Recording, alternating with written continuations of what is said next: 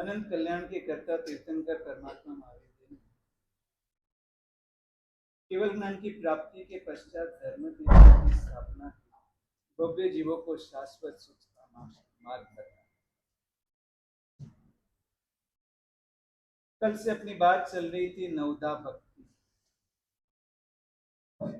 शास्त्रों में 9 प्रकार की भक्ति बताई, उसमें सबसे पहली भक्ति श्रवण भक्ति। श्रवण भक्ति को मात्र अपनी श्रवण की क्रिया वो इंद्रिय तक सीमित न रहे, लेकिन मन के माध्यम से हृदय तक पहुंचे, तब वो श्रवण क्रिया, वो श्रवण भक्ति स्वरूप बने। और उसको भक्ति को, श्रवण क्रिया को श्रवण भक्ति बनाने वाले परिबलों पर हम विचार न कर रहे थे। सबसे पहले जो भी सुनो एकाग्रता पूर्वक सुनो। दूसरा परिबल अहोभाव पूर्वक, यानी अंदर बहुमान प्रीति प्रेम उसके पूर्वक सुनो। तीसरा परिबल उचित मुद्रा पूर्वक सुनो। और चौथा परिबल धारणा पूर्वक सुनो। मुद्रा का भी एक प्रभाव होता है। बच्चे बाहर झगड़ते होते, मम्मी 2 बार अंदर से आवाज लगाती है, बंद करो धमाल, मिलजुल कर खेलो। 2 बार कहा, 3 बार कहा, नहीं मान रहे, आवाज आती जा रही है। अब मम्मी बाहर आकर के बेलन बता करके आंखें बड़ी करती है, ये कौन मस्ती कर रहा था, अभी सब शांत हो गए। बाद में अंदर जाती, बाहर आवाज नहीं आता है। ये सब प्रभाव किसका? मुद्रा का। हाथ में बेलन हो, आंखें बड़ी बड़ी हो, बच्चे समझ जाते अभी मम्मी गुस्से हो गई है, अभी मस्ती चलेगी। बिना कुछ कहे भी मुद्रा के प्रभाव से भी कितने काम हो जाते। जब शिखर जी का केस चल रहा था और उस केस में श्वेतांबरों की तरफ से साकर चंद करके वकील थे, बड़ी उम्र हो गई, बुजुर्ग उम्र के बावजूद केस लड़ने का चालू रखा, शासन भक्ति। और उस दिन केस में सामने वाले प्रतिस्पर्धी ने उनको कहा, आप इतनी बड़ी उम्र में इतना परिश्रम ले लो, इतने दलील कर रहे हो, आप बैठ जाओ, शांति से बैठ करके कहो। और उस दिन वो साकरचंद सेठ बैठ गए। और बैठने के बाद जब केस की पूरी प्रोसीडिंग्स हुई, 2 घंटे के बाद उनका केस कमजोर पड़ गया। और रिसर्च में उनको विचार आया कि आज मैं कमजोर क्यों पड़ा, क्योंकि वकालत में बैठ करके अपनी दलील करने वाले का पल्ला कभी भी कमजोर पड़ जाता है। खड़े खड़े ही वकील कभी भी दलील करेंगे, देखना आप, क्योंकि वो मुद्रा में उनके भीतर से जो तरंगे पैदा होती है, मुद्रा का भी एक प्रभाव है। खड़े रहकर करने की चीज बैठकर करोगे तो वो प्रभाव नहीं आएगा। तो श्रवण की भी एक मुद्रा है, हाथ जोड़कर ध्यान पूर्वक, कहीं भी अपना ध्यान विचलित ना हो, उस प्रकार श्रवण करने से गौतम स्वामी का नाम आगम में पन्ने पन्ने पर आता है। सब अर्थ को जानते थे, स्वयं ज्ञाता थे, फिर भी प्रभु के पास जब भी श्रवण करना होता, एक दिन भी श्रवण का योग नहीं चुके और हाथ जोड़ करके सबसे आगे बैठ करके सतत परमात्मा को अनिमेष नयन से देखते हुए, मेरे प्रभु क्या कह रहे हैं। श्रवण भक्ति। चौथा परिबल धारणा पूर्वक सुनो। सुनते समय अपना पूरा ध्यान शब्दों पर, और वो शब्द ध्यान पूर्वक सुने होगे तो वो धारणा के माध्यम से अंदर स्थिर बनेंगे। सैनिक महाराजा को उसके ही संतान कौणिक ने राज्य के लोभ में आकर के अपने पिता सैनिक महाराजा को बंदी बना करके बंदी खाने में रोज 100 हंटर मरवाता था। और वो 100 हंटर भी कैसे, वो हंटर मारने वाला जो सैनिक है वो थक ना जाए, इसलिए 25-25 हंटर पर ड्यूटी बदल देता, नया सैनिक लाया। इतनी क्रूरता और इतनी पीड़ा के बीच कारागृह में भी सैनिक मस्ती से अपनी समाधि में जी सकता था, क्योंकि उसके पास श्रवण भक्ति थी। परमात्मा से धारणा पूर्वक जो सुना था, वो शब्दों को अब कारागृह की पीड़ा में उसका स्वाध्याय कर रहा। हमने धारणा पूर्वक नहीं सुना हो तो शब्द सुनते हैं, लेकिन वो शब्द अंदर टिकते नहीं। यहां सुना और बाहर जाकर के कोई आपको पूछे कि क्या आज व्याख्यान में क्या बात की, आज व्याख्यान में कुछ अच्छा तो बोले थे महाराज जी, लेकिन बहुत अच्छा अच्छा बताया था, कभी आ तो बता रहे, लेकिन क्या बताया क्या था। धारणा पूर्वक सुनोगे तो याद रहेगा। सैनिक महाराजा इस समय पहली नार की, वहां उनके पास और कोई योग नहीं, लेकिन ये श्रवण भक्ति धारणा पूर्वक की थी। चाहे जैसी पीड़ा में भी आप श्रवण भक्ति का प्रभाव।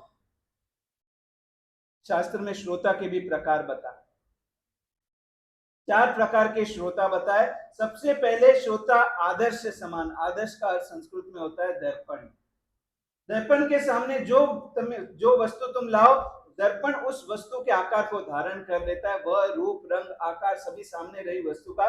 वैसे कुछ श्रोता दर्पण की तरह होता है, जिस प्रकार उनको समझाया जाए वो अपने जीवन को उस ढांचे में ढाल देते। मुंबई में हम थे और मुंबई में मलाड के पास में जगवल्लभ पार्शनाथ का जिनालय मलाड स्टेशन के बाहर वेस्ट में, और वहां पर रुकना हुआ। और वहां पर रात के समय 10 बजे एक युवान आया और आकर के अपनी एक थैली निकाली, दीवार पर टिंग रही थी, और उस लटकती थैली में से कपड़े निकाले, सामयिक ली, सामयिक लेकर प्रतिक्रमण करके उसने खाली अनुज्ञा मांगी, गुरु महाराज मैं यहाँ प्रतिक्रमण कर सकता हूँ? खुशी से कर सकते हो। 11:15 बजे उसकी सामयिक आई, प्रतिक्रमण करके थैली लटका कर चला गया। 3-4 दिन बीतने के बाद उस युवान को पूछा, भाई साहब आप इतनी, आपकी उम्र भी बहुत कम है, 25-30 साल के आसपास का युवा, और उसको पूछा 30 साल का आप अकेले 10 बजे आकर के प्रतिक्रमण करते हो, आपको इतनी रुचि कहां से पैदा हो? और उस समय उस युवान ने बताया, गुरु महाराज जिस समय व्याख्यान में प्रतिक्रमण की भावधारा महात्मा ने बताई, प्रतिक्रमण की जो लाभ है, प्रतिक्रमण से कितने अपने कर्म क्षय हो जाते हैं, और वो प्रतिक्रमण के भाव सुनते सुनते मन में एक संकल्प जगा, मुझे रोज प्रतिक्रमण करना है, लेकिन प्रतिकूलता ऐसी है कि मैं विरार रहता हूं और मेरे कामकाज का स्थल है मरीन लाइंस। विरार और मरीन लाइंस यानी बंबई के 2 छेड़े। गुरुदेव सवेरे 8 बजे निकलता हूँ, 11 बजे पहुंचता हूँ, 2.5 घंटे लगते हैं। 10:30 बजे मरीन लाइन उतर के दुकान पर जाता हूँ, पूरा दिन वहां पर मेहनत करता हूँ, वहां से रात को 8 बजे निकलता हूँ। अब घर पे पहुंचते पहुंचते 11 बज जाएंगे, तब कहीं शरीर में प्रमाद आ जाएगा, मन थक जाएगा, मन कभी ढीला पड़ जाएगा, नहीं नहीं रहने दे, अभी तो 11:15 बज गए, इतना परिश्रम है, वो मन ढीला ना पड़े इसलिए विरार रहने के बावजूद मलाड उतरता हूँ, और यहाँ उतर करके 10 से 11:15 प्रतिक्रमण करके फिर घर जाता हूँ। यहाँ से वापस विरार की ट्रेन 11 बजे की पकड़ के 11:40 11:45 घर पहुंचता। श्रवण भक्ति, धारणा पूर्वक शब्द सुने थे तो भीतर से ऐसा आनंद आता था क्रिया करने में, उस क्रिया के दरमियान वो शब्दों का स्मरण होता। तो ये आदर्श दर्पण जैसे श्रोता होते हैं, उनके सामने जो आप बात रखो और उनको उस एंगल उनके दिमाग में बैठ जाए, कहने का आशय उनको समझ में आ जाए, और वो आशय को वो क्लिक कर लेते हैं, अपने भीतर बसा लेते हैं। प्रवचन में बात आई थी कि इंद्र महाराजा रोज अपने सिंहासन पर देवलोक में बैठते हैं, बैठने के पहले धरती के ऊपर जितने वृत्तिधर है, साधु संत सन्यासी है, जिन्होंने कुछ त्याग किया है, परमात्मा के मार्ग पर निकले हैं, ऐसे वृत्तिधर आत्मा को इंद्र नमस्कार करके अपने सिंहासन पर बैठता है। 2 दिन बाद एक युवान आया, गुरु महाराज इंद्र महाराजा सिंहासन पर बैठने के पहले वृत्तिधर को प्रणाम करता है, मैं अपने ऑफिस में सीईओ की जॉब पर हूं और मेरा खुद का ऑफिस है, सीईओ की पोस्ट है, मैं अपने ऑफिस में बैठने के पहले क्या मैं साधु भगवंतों को नमस्कार मन से करके बैठ सकता हूं? बोलो ये भावना कहां से जगी? सुनने से, दर्पण के जैसे सुना। उस दिन से उस युवान ने नियम लिया, अपन सुनते तो कितना है, लेकिन दर्पण की तरह कितना सुनते हैं। चातुर्मास में जैना का महत्व बताया। हमारे महात्मा तारदेव मुंबई में रहते हैं, और उस संघ में महात्मा ने जैना का महत्व बताया कि चातुर्मास में कितनी जीवोत्पत्ति, और कुमारपाल महाराजा सर के कुमारपाल महाराजा 18 देश के मालिक, वो अपने घोड़े पर चलते थे तो घोड़े के पास में एक पूंजनी बांधी हुई थी, घोड़े पर बैठने की जो पलान है उसको भी पूछते थे कि कहीं इस पर कोई जीव जंतु हो और मैं बैठ जाऊंगा तो उस जीव की हिंसा हो जाएगी, इतनी जैना उसके जीवन में। और एक युद्ध के समय कुमारपाल महाराजा युद्ध के लिए निकले, नया सेनापति युवान था, उसने देखा कि महाराजा 18 देश के मालिक घोड़े पर बैठने के पहले कोई जीव की हिंसा ना हो जाए इसके लिए उसको पूछ रहे हैं, और बाद में घोड़े पर बैठ रहे हैं, और वो सेनापति जो नया नियुक्त किया गया था उसके चेहरे पर हंसी आ गई। कुमारपाल समझ गया ये क्यों हंस रहा है। सेनापति के मन में विचार आया कि जो छोटे छोटे जीवों की भी हिंसा से डरते हैं, ये महाराजा युद्ध में क्या लड़ेंगे। इनके भीतर क्या सत्व होगा। और कुमारपाल महाराज अपने घोड़े पर सवार हुए, पास में से एक सैनिक के हाथ में से भाला खींचा और जहां पर सैनिकों की रसोई सामने बन रही थी वहां पर लोखंड के कड़ाइयों में दूध गर्म हो रहा था। यहां से बैठे बैठे कुमारपाल महाराजा ने उस भाले को इतने जोर से घा किया, इतने जोर से उसका प्रहार किया कि लोखंड के उस कड़ाई को गिराए बिना भाला आर पार हो। और ये दृश्य देखकर सेनापति का मन का संदेह दूर हो गया कि इस कुमारपाल की बाजुओं में क्या ताकत है। मैं समझता था कि ये छोटे छोटे कीड़े मकोड़े की दया करने वाला, इसके भीतर क्या सत्व होगा, लेकिन इसका परिचय मुझे महाराजा ने दे दिया कि जब प्रहार करना पड़े, ये निर्दोष पर प्रहार करके क्यों अपनी बहादुरी बताने, जब समय आएगा तब अपनी शक्ति बताओ, गलत समय पर बताना क्यों। और ये घटना सुनकर के उस तारदेव के संग में एक बहना पंजाबी शादी करके जैन परिवार में आई और उस बहना को बहुत अच्छी पोस्ट खुद जॉब करती थी, लेकिन उसने मनोमन निर्णय किया कि अपन गाड़ी चलाते, मैं ड्राइव करके गाड़ी लेकर जाती हूँ, रास्ते में आने वाले जीवों को तो मैं नहीं बचा सकती, लेकिन जब गैरेज खोलकर गाड़ी निकालती है तो पहले गैरेज में पूरा झाड़ू निकालती। दर्पण जैसे श्रोता, जो सुना उसको ग्रहण करके अपना जीवन उस ढांचे में डालने का प्रयत्न करते। दूसरे नंबर के श्रोता, वो ध्वजा समान, पताका यानी ध्वजा, ध्वजा को जिस पवन की जो दिशा मिले उस दिशा में वो बहने लगती। यहाँ पर से दान की प्रेरणा की जाए, कितनों के मन में दान के भाव जग जाते हैं। यहाँ पर से कभी कोई महात्मा तप की प्रेरणा करे, उनके मन में तप के परिणाम जग सकते हैं। जैसी यहाँ से उनको दिशा सूचन मिले, उस प्रकार से वो उस पवन का सहारा पाकर के अपने भीतर भाव पैदा करके उस भाव में ढलने का प्रयत्न करते हैं। अरे यहाँ तक तो ठीक है, वो शायद बाहर जाए और बाहर बैठे हुए किसी ने कह दिया, अरे क्या व्याख्यान में जाता है, क्या लगा है महाराज जी तो बोल करके छूटे हो जाते हैं। कमाना तो घर गृहस्थी किसको चलाना है, महाराज को या आपको? पवन है ना, पवन जिस दिशा में बहे उस दिशा में वो बहने लगते। यहाँ सुनते तो धर्म की भावना होती है, बाहर जाकर के कोई बहला दे के बहका दे के भाई ये सब क्या लगा है, प्रवचन ये तो ठीक है, उनका काम है बोलने का, जीना तो अपनी तरह से अपनी तरह से सोचना है, वहां उनकी बातों में आकर के उनके तरीके से हो जाता है। तो ऐसे दूसरे प्रकार के श्रोता, आज से प्रवचन ध्यान से सुनना। एक छोटा सा आयोजन रखा है, रोज प्रवचन के पश्चात 3 प्रश्न पूछे जाएंगे और जो श्रोतागण यहाँ से जवाब देंगे वो वहीं पर उनका तात्कालिक बहुमान होगा, ताकि आप ध्यान से इस सब चीजों को धारणा से सुन सकें। आज जो श्रोता का लक्षण आया, धारणा पूर्वक सुनो। पताका जैसे दूसरे प्रकार के श्रोता, शास्त्र में नंद मणियार की बात आती, एक बहुत बड़ा श्रेष्ठी धनाढ्य नंद मणियार, और उसके जीवन में सत्संग हुआ, साधु भगवंत का योग हुआ, जैन धर्म की प्राप्ति हुई, और उसके पश्चात उसने जीवन में इतना धर्म में बना दिया, हर आठम चौदस वगैरह पौषध करे, जीवन में भी वृत्ति के जितने लक्षण हो सके उतने धीरे धीरे जीवन में भी धर्म के साथ जुड़ने का प्रयत्न किया। और एक बार कोई साधु भगवंतों का योग नहीं, फिर भी उसकी धर्म आराधना चल रही है, और ग्रीष्म ऋतु में उसने अट्ठम करके पौषध लिया, और पौषध में अट्ठम के तीसरे दिन रात को इतनी प्यास लगी, गर्मी क्या है मेरा काम, और यहाँ पर रात निकालनी मुश्किल हो गई, और रात सवेरे होते होते मन थोड़ा सा ढीला पड़ गया, और बाद में कोई मुनि भगवंत का योग नहीं, दूसरे सब मित्र मिले, उसने कहा ये क्या तू पौषध कर रहा है, कहाँ तेरी लेवल तो देख, स्टेटस तो देख, इतना धनाढ्य श्रावक होकर तेरा समाज में इतना नाम है, ये सब काम कैसी कौन सी उम्र में करने के? भाई प्रवचन प्रतिक्रमण ये सब कौन सी उम्र में करने की क्रिया है? आप हमारे सामने नहीं बोलोगे।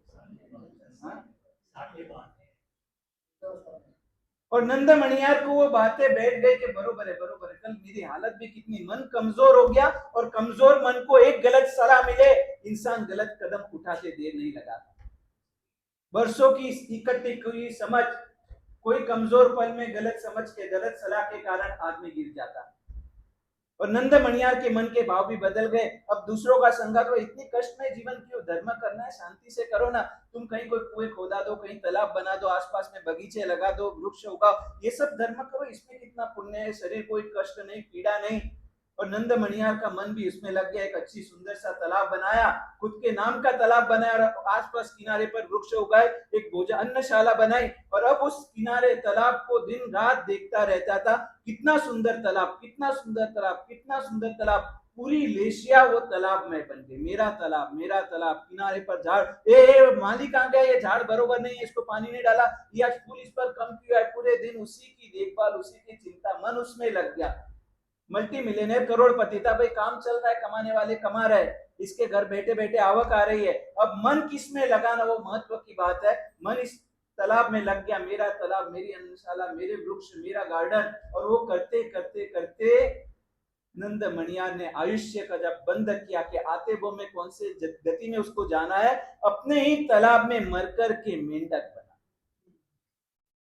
जिसमें आपकी चेतना अटकेगी ना, उसी में आपको आता जन्म मिलेगा, ऐसा कर्म साहित्य कहता है। अब अपनी चेतना दिन रात किस में खेल रही है वो तो कहो।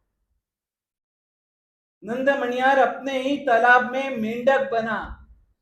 शास्त्र में दृष्टांत आते हैं, उस सेठ का मन अपने नोटों के बंडल में कहाँ गाड़ा हुआ था और उसके आसपास ही हर 2-4 दिन में जाकर के अपना गाड़ा हुआ धन देके मर कर के अपने घर के पास के ही उस गड्ढे के आसपास एक कुत्ता घूमता था और उसको उसके लड़के ही, उसकी पत्नी और लड़के इतनी बार डंडे मारकर भगाते थे।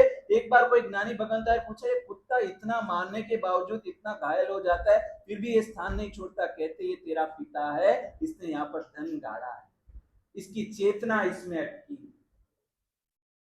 ये मनुष्य जीवन पाकर के अपनी चेतना को किस में अटकाना है वो तो विवेक रखिए। नंद मणियार अपने ही तालाब में मेंढक बना और मेंढक बनने के बाद पूर्व में धारणा पूर्वक सुना भी था। ध्वजा जैसा ना, पताका जैसा सुना, तब सब अच्छा लगा। किसी ने इस तरफ डाल दिया तो उस तरफ डल गया, लेकिन अब वापस धारणा पूर्वक सुना था, उसके संस्कार तो अंदर पड़े हैं। अब बहनें आकर के उस तालाब के किनारे पर कपड़े धो रही है और कपड़े धोते धोते बहनों ने बात की कि अरे कुछ दिनों बाद तो अपने यहाँ भगवान महावीर आने वाले और उनका संवत्सरण रचा है, भगवान महावीर आने वाले, सुन रहा और उसके मन में वो भाव जगे, वो अपने यहाँ भगवान महावीर आने वाले, ये नाम मैंने कहाँ सुना है। पशु के जीवन में भी पूर्व में किए हुए डाले हुए संस्कार जागृत हो सकते, तो मनुष्य भोग में क्यों नहीं हो सकते।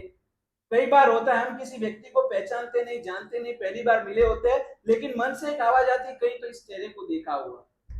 ये क्या चीज है, ये पूर्व का कोई संस्कार जागृत होने का प्रयत्न कर रहा है, लेकिन संपूर्ण जागृत नहीं हो रहा, इसलिए हम उसको पहचान नहीं पा रहे, लेकिन पूर्व में ऐसा चेहरा, ऐसा आकार कहीं देखा हुआ। और वो मेंढक सोच रहे भगवान महावीर, भगवान महावीर, भगवान महावीर शब्द तो सुना है और पूर्व में भगवान महावीर से धर्म पाया था, वो उसको याद आ गया, जाति स्मरण ज्ञान हुआ और उसने निर्णय किया कि अब मैं इस तालाब में रह करके तब जब करूंगा, पुनः मेरी गवाई हुई धर्म संपत्ति पाऊंगा। और तालाब में रह करके वो छठ के पारने छठ करने लगा, उपवास करने लगा। और पारने में भी जहां पर पानी निर्जीव पानी होता था, जिसमें कपड़े धोने के कारण वो पानी निर्जीव हो जाता था, ऐसा पानी से पारना करता। पूर्व की सब की हुई चीजें याद आ जाए। आप यहां से निकलो, बच्चे फुटबॉल खेल रहे हैं और बॉल आपके पास आ जाए, आपका कोई पूर्व ऐसे भाव नहीं था, लेकिन बॉल आते ही आप क्या करोगे। कई बार अपने भीतर रहा हुआ वो बच्चा जागृत हो जाता है। पहले बहुत क्रिकेट या फुटबॉल खेला हो, आप बॉल को किक लगा करके बॉल चला जाएगा, लेकिन आपके वो संस्कार जागृत आ जाएंगे, क्या हम भी बचपन में फुटबॉल खेलते थे, बहुत मजा आती। सब संस्कार तो अंदर पड़े हैं, कौन सा निमित्त मिलेगा उस हिसाब से आपके कौन से संस्कार जागृत होंगे वो डिपेंड करता है। इसलिए ग्रंथ का हर एक धर्म में ये बात कही है, आप अच्छे निमित्तों से जुड़े रहो तो आपके भीतर के रहे हुए अच्छे संस्कार जागृत होंगे। और आपके मन में खराब भाव नहीं, लेकिन गलत स्थान या गलत संगत में पड़ गए, आपके भीतर के गलत संस्कार जागृत होते देर नहीं लगे।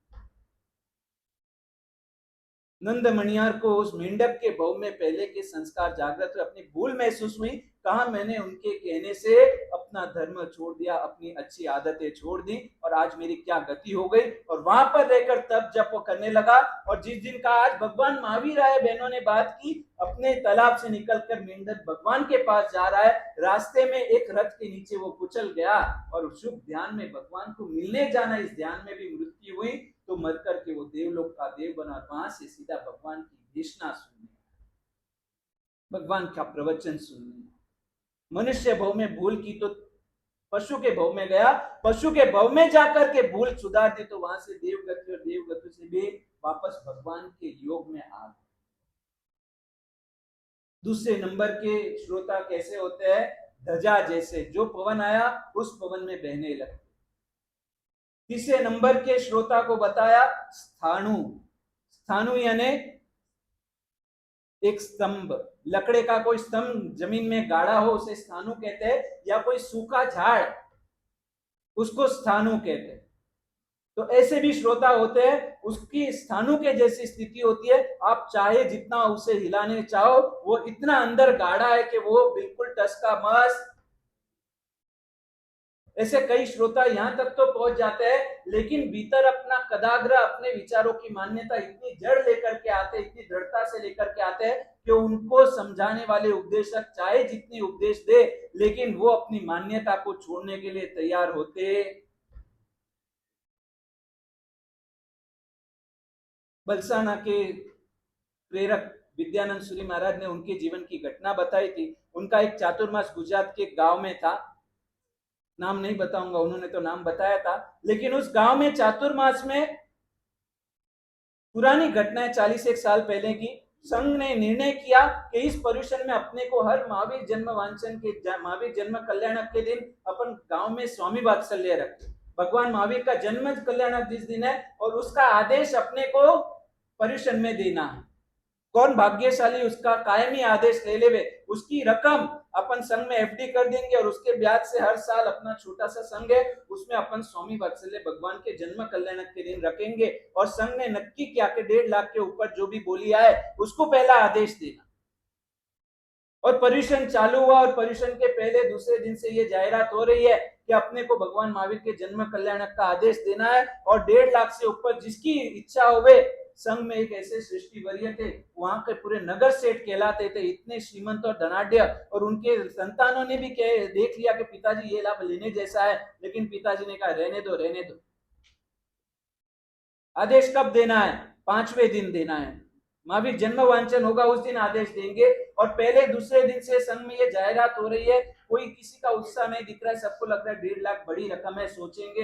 इसके बीच चौथे दिन एक भाग्यशाली खड़े हुए, उसका एक हाथ कटा हुआ था, संघ का एक सदस्य, उसने संघ के सामने खड़े होकर के प्रार्थना की कि महाजन से मैं विनती करता हूं कि आपने 1.5 लाख की रकम रखी है, लेकिन मेरे पास इतनी ताकत नहीं, लेकिन मुझे एक भावना है कि पूरी जिंदगी भर के लिए, कायम के लिए उस रकम में से पूरा संघ भोजन करेगा, मुझे भक्ति का लाभ मिले। मेरे पास एक किराने की दुकान है, वो बेच दूं, और मेरे पास जो थोड़ी बहुत आमदनी और एफडी पड़ी है वो बेचूं, तो मेरे पास 1,10,000 रुपए हो रहे हैं। यदि संघ मुझे 1.25 लाख में आदेश दे तो मैं संघ को कायम ऋणी रहूंगा। एक थोड़ी सी मेरे लिए मेहनत आप अपने नियम में फेरबदल कर दे, 1.25 लाख में ये आदेश दे दे, इससे उपरांत मेरी शक्ति नहीं है। और संघ ने सोचा कि इसकी भावना इतनी उत्तम है, लेकिन संघ का भी सोचना पड़ेगा, 1.5 लाख बोल दिया है, और यदि कोई उसके ऊपर मिल जाए तो। संघ ने उस श्रेष्ठी वर्ग को, नगर श्रेष्ठी को पूछा, भाग्यशाली किसी को भावना हो तो बोलो। उसके लड़के भी कह रहे पिताजी बोल दो ना, ले लो ना लाभ, 1.5 लाख अपने लिए तो कोई मायने नहीं रखता है। उसके पिताजी कहते रहने दे, अभी समय बाकी।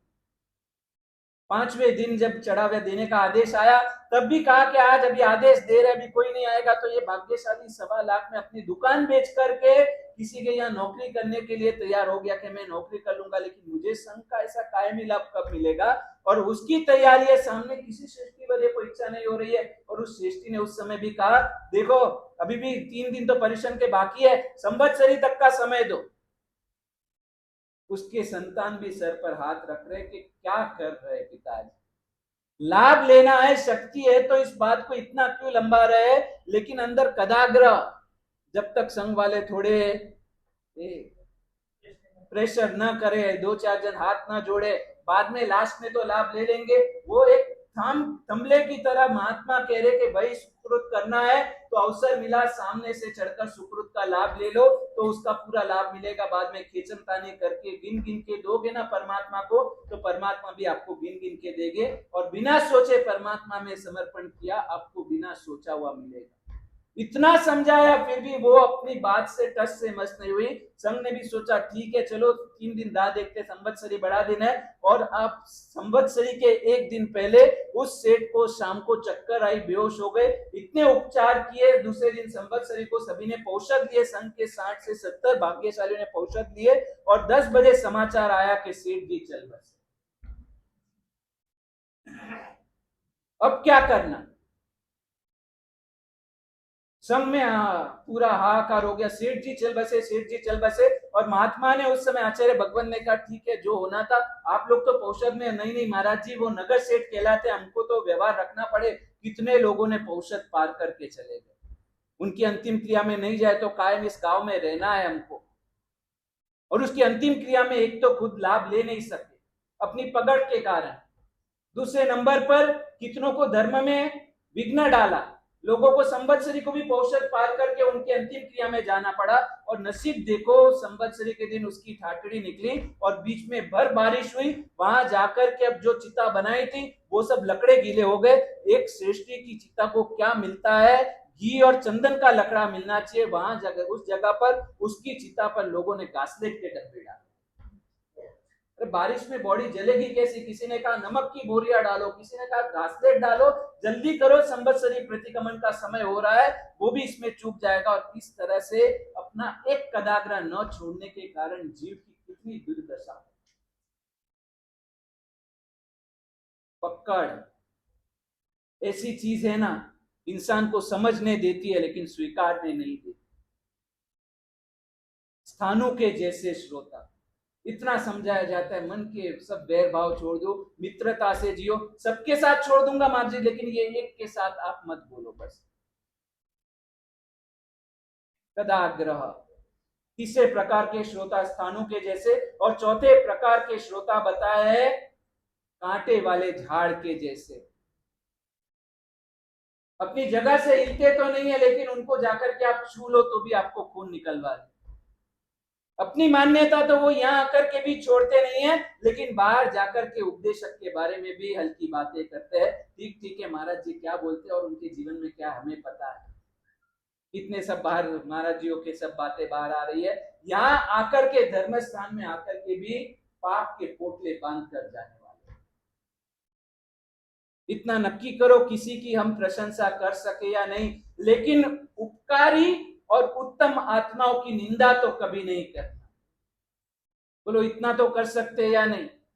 जिसका अपने जीवन में उपकार है उनके जीवन में शायद कुछ कमी होगी, लेकिन हमारे जबान से कभी उनकी, शास्त्र में कहा है सुपुत्र कौन, कुलीन पुत्र कौन, जो अपने उपकारी माता पिता की निंदा श्रवण भी ना करे। कहीं उनके लिए कोई हल्का बोलता हो तो शक्ति हो तो उससे शांत कर दे, ना हो तो वो जगह छोड़ दे, लेकिन उनकी निंदा सुनना भी नहीं तो करने की तो बात ही कहां आती है। उपकारी और उत्तम आत्माओं की निंदा का पाप कभी बांधना मत, कितने भवों तक उसके फल भुगतने पड़े। ये चौथे प्रकार के श्रोता बताए कांटे वाले झाड़ की तरह। तो अपने को श्रवण भक्ति करनी, नवदा भक्ति का अपना विषय चल रहा है। और नवदा भक्ति में श्रवण भक्ति सबसे पहली, उसके पश्चात दूसरी भक्ति बताई स्मरण भक्ति। स्मरण की भी अपनी ताकत है। वो कुंजरी नाम का पक्षी, राजस्थान में कुंजरी अपना माला बांधती है, अपने इंडे देती है, और ऋतु परिवर्तन होते ही वो कुंजरी अपने इंडों को छोड़कर के गुजरात की तरफ पलायन कर देती है। और गुजरात में रही हुई वो कुंजरी पक्षी, ये अमेरिकन स्टाइल है, बच्चों को जन्म दे देते और बाद में नर्सरी में जाकर के माँ बाप जॉब पर चले जाते। लेकिन फर्क ये, कुंजरी पक्षी भले गुजरात आई लेकिन गुजरात में रहे हुए सतत अपने अंडों का स्मरण करती है। और कुदरत गवाह है कि राजस्थान में रहे हुए उसके अंडे यहाँ के उसके स्मरण के सेक से सेक जाते हैं और उसमें से बच्चे पैदा होते। कोई भी पक्षी अपने अंडों को यदि सेक न दे तो उसमें से बच्चे निकल नहीं सकते, लेकिन ये सेक दे रही है किसके माध्यम से, स्मरण के माध्यम से। सैकड़ों किलोमीटर दूर रहे हुए अपने अंडों को याद कर करके उसे वहां पर ऊर्जा ऊष्मा पहुंचा रही है और उसमें से बच्चे पैदा।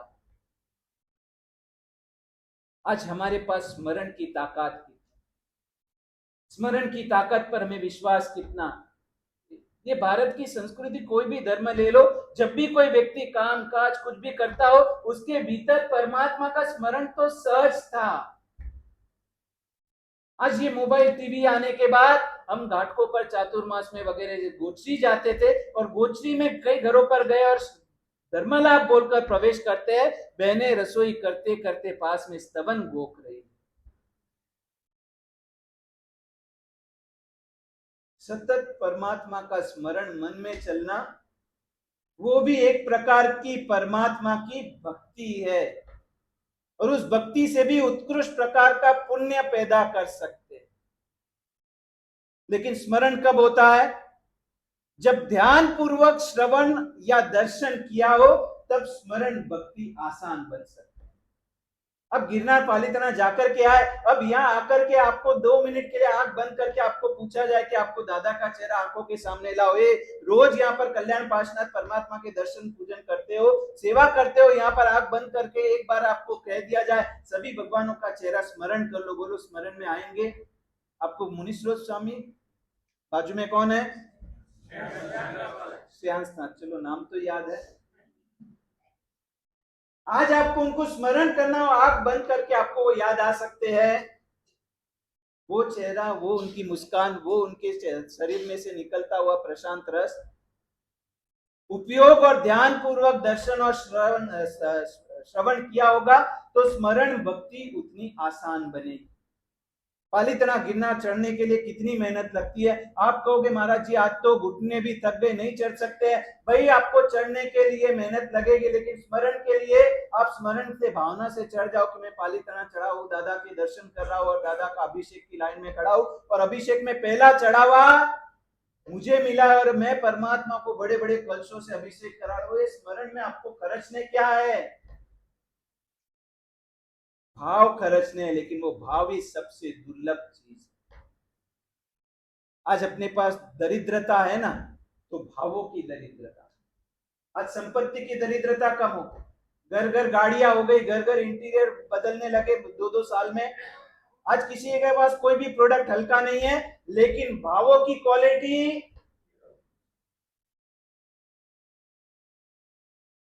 स्मरण भक्ति में भाव खर्च। अमेरिका से रिटर्न होने के बाद कितनी बार अमेरिका याद आता है? यूरोप टूर घूमने गए थे, बहनों को पूछो पियर जाकर के आते कितने दिन तक पियर की याद आती है? ये साड़ू भाई और साड़ी यहाँ रहने आए थे, अपने साथ 7 दिन रहे, वापस चले गए यूरोप। बोलो साड़ू और साड़ू भाई की भी याद आती है, साली और साड़ू भाई याद आते हैं, यूरोप टूर याद आती है, पियर याद आता है, और उसके स्मरण में से कितना आनंद होता है। ससुराल में भी काम करते करते पियर की याद आती है और अंदर से एक आह्लाद महसूस होता है। परमात्मा का स्मरण यदि जीवन में जुड़ जाए, चाहे जैसी आपत्ति जाए, जैसी परिस्थिति हो, भीतर से हम प्रसन्न 24 घंटा आनंद में जी सकते हैं। लेकिन स्मरण भक्ति की कला हमारे पास नहीं। नवदा भक्ति में दूसरी भक्ति बताई स्मरण भक्ति। जो करो ध्यान पूर्वक करो।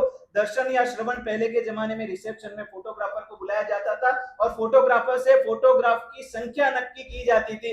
वो 300 फोटोग्राफ निकालने कितने पैसे लेगा, और स्टेज के ऊपर आकर के वो 300 की जगह 700 और 800 कई बार क्लिक कर देता था। और वो भाग्यशाली जिसने नक्की किया है वो आकर के उसको कान में गए, ये भाई इतने फोटो निकल रहा, पैसा कौन देगा? उस समय फोटोग्राफर कहता है आप चिंता मत करो सेठ जी, ये खाली फ्लैश पड़ रहे हैं। ये सब होता था पहले। दो चार लोग अलग अलग पोज में फ्लैश डालते हैं, चलो आगे चलो आगे। लास्ट में डार्क रूम में से कितने फोटो नेगेटिव में से बाहर धोकर के आते हैं, उतनों के पैसे देने पड़ते हैं। हम दर्शन श्रवण तो बहुत करते हैं, लेकिन जितना का स्मरण कर सके उतने फोटो अपने, बाकी सब फ्लैश। स्मरण को भी भक्ति का। आज अपने भीतर स्मरण किसका चलता है? बाजार में परमात्मा याद आते हैं या परमात्मा के मंदिर में बाजार याद आता है? ध्यान पूर्वक जो करोगे उसके संस्कार गहरे पड़ेंगे, और वो संस्कार आपको ऐसी स्मरण भक्ति देगी। देखो स्मरण भक्ति में शक्ति, संपत्ति, समय, शक्ति, कोई भी बाधा आपको नहीं आ सकती। आपके पास संपत्ति नहीं है लेकिन आप स्मरण भक्ति कर सकते हो। आपके पास शारीरिक शक्ति नहीं है, आप बेड में लेटे हुए हो।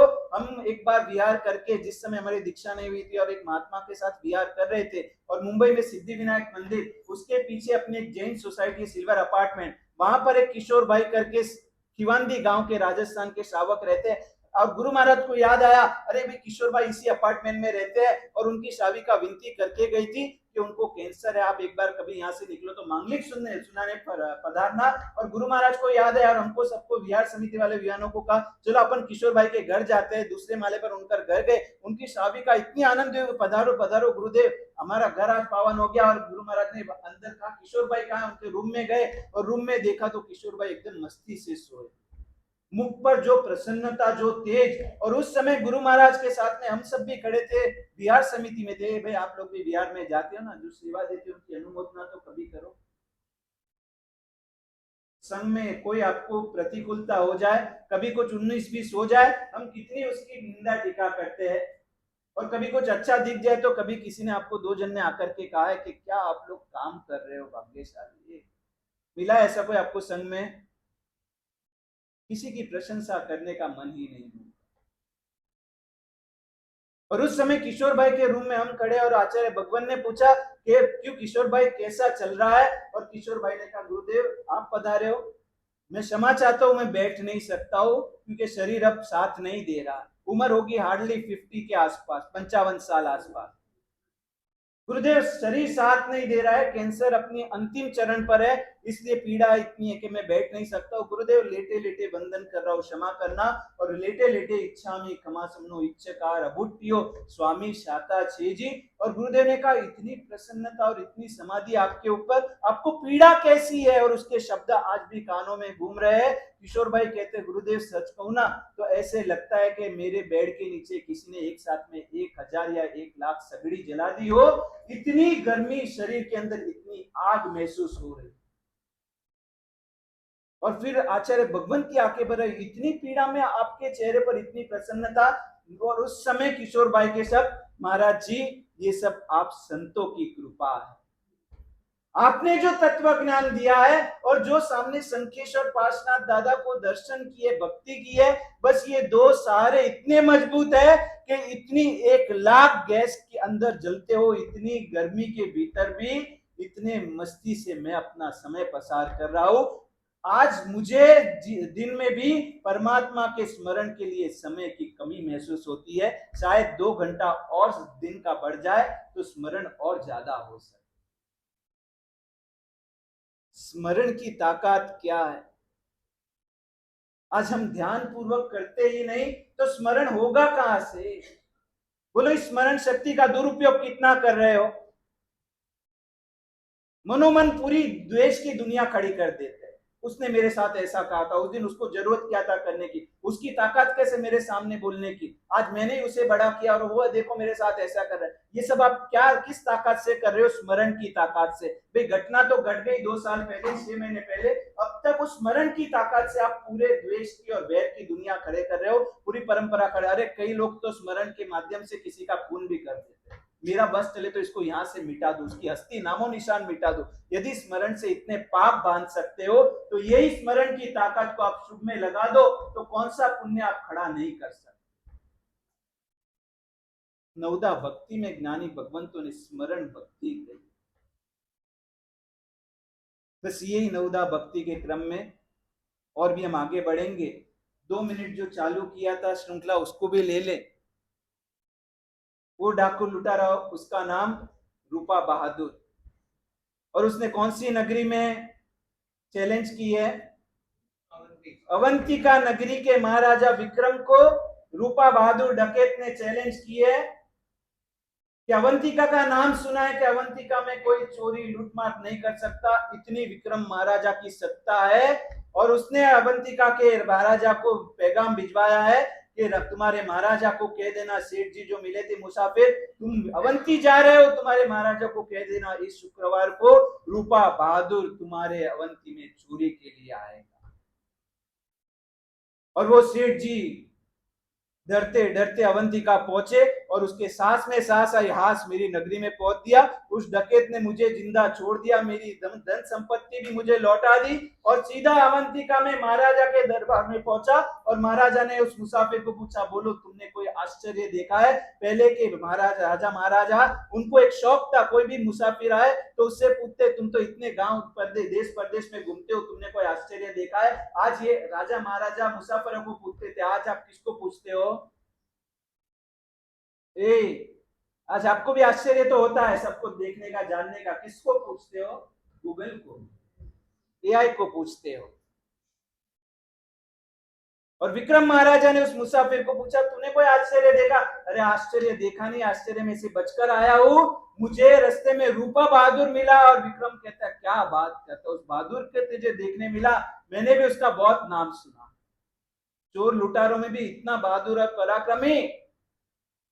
और उस समय सेठ कहता है, से राजन राजन इतना उसकी तारीफ मत करो, उसने आपको आह्वान किया है, चैलेंज किया है कि विक्रम की अवंतिका में कोई चोरी नहीं कर सकता। विक्रम महाराजा को कह देना कि इस शुक्रवार को रूपा बहादुर अवंतिका में चोरी करे। और ये बात सुनते ही पूरी राज्यसभा में सन्नाटा छा गया। राज्यसभा पूरी होते ही मंत्री ने इमरजेंसी बुलाई। इमरजेंसी कब आई थी भारत में?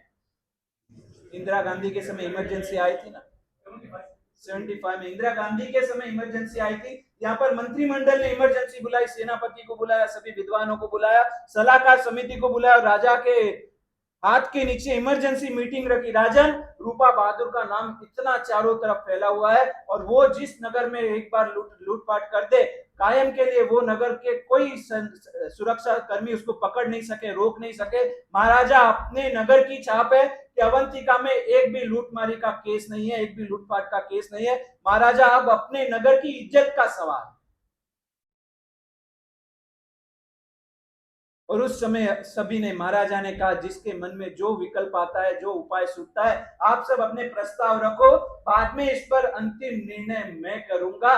और वहां से एक एक ने अपने प्रस्ताव रखने चालू किया। मंत्री ने कहा, पूरे नगर को चारों तरफ से घेर लो। सेनापति ने कहा, घेरो मत, सामने सेना लेकर के जाओ, वो कौन सी दिशा से आ रहा है। हर एक जन अपनी अपने प्रस्ताव रख रहे और सबके भीतर उग्रता थी, सबके भीतर प्रतिशोध की भावना थी। रूपा की हिम्मत कैसे अवंतिका के ऊपर नजर डालने की। और बाद में महाराजा विक्रम ने कहा, ठीक है, तुम सब अपने प्रस्ताव आपने मेरे सामने रखे, इसका निर्णय क्या है वो अपन अवसर पर देखेंगे। विक्रम महाराजा अपना क्या निर्णय सुनाते हैं वो हम कल प्रवचन में देखेंगे।